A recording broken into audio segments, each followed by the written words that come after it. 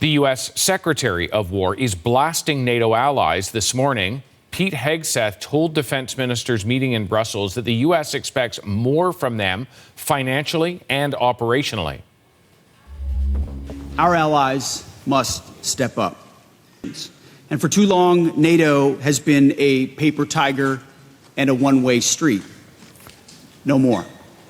Hegseth criticized NATO allies over their positions on the war in Iran.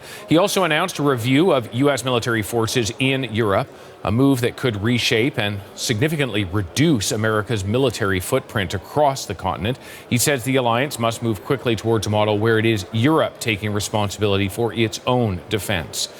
Julia Chapman, this is not the first time we've heard an American grievance about NATO allies, but Hegseth setting an early tone. Yeah, that's right. Strong words, David, from the U.S. Secretary of Defense. But it is a familiar criticism now from the Donald Trump administration that European allies, particularly, simply aren't increasing their spending on defense fast enough.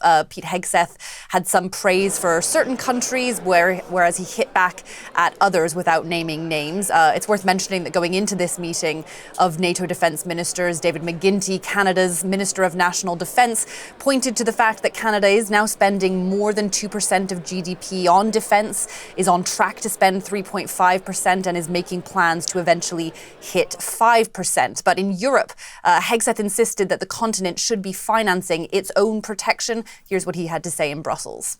Europe was not supposed to be a dependency of the United States.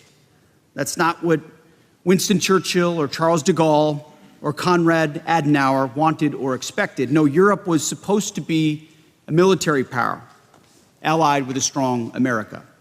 NATO's power did not come from committees or from meetings or from small flags on fancy tables.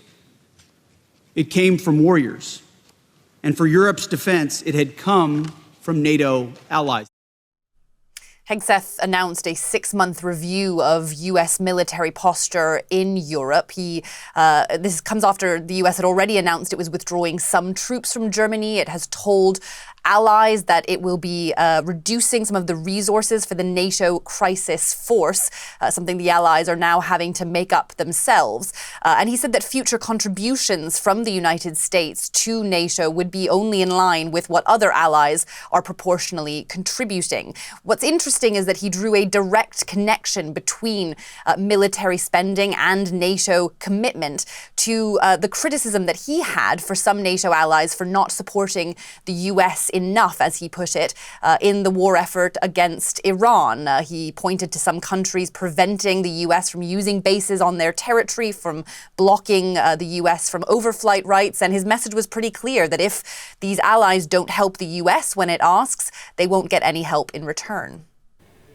Julia, I got to talk to you about Ukraine, because its president also at these meetings where they're asking for more help in the defense against Russia. But it comes as we see this incredible, very large, maybe the largest Ukrainian drone offensive on Moscow in 2 years. Another example of how the tide may be turning in this war in Ukraine's favor. Julia, can you take us through the attack on the refinery in Russia's capital? Yeah, this was a major attack on Moscow. The mayor of the capital says that 180 Ukrainian drones were intercepted overnight. It's not clear whether some, in fact, got through those air defenses or whether this was simply debris falling on buildings like this oil refinery. But this was the second time this week that that facility was hit. The mayor also says a residential building was hit in Moscow, as well as a shopping center. Volodymyr Zelensky saying this morning in Brussels, if Ukraine burns, Moscow will burn too.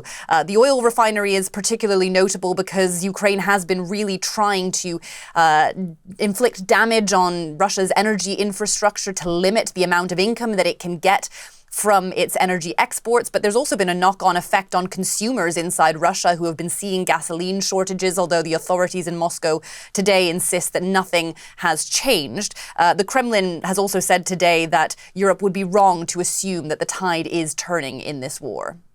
Julia Chapman, thank you.